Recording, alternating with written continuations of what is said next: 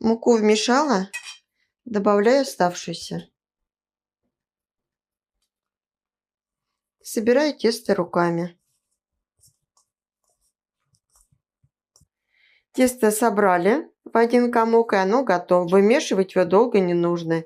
Тесто получается очень мягкое, нежное и не липнет к рукам. Оно замешивается буквально за несколько минут. Припыляю рабочую поверхность и тесто немного мукой. И раскатываю в прямоугольный пласт. Тесто разрезаю на 3 равные части. В качестве начинки я буду использовать яблочное повидло. Для удобства я переложила начинку в кондитерский мешок. Выкладываю по центру. Поднимаю тесто аккуратно.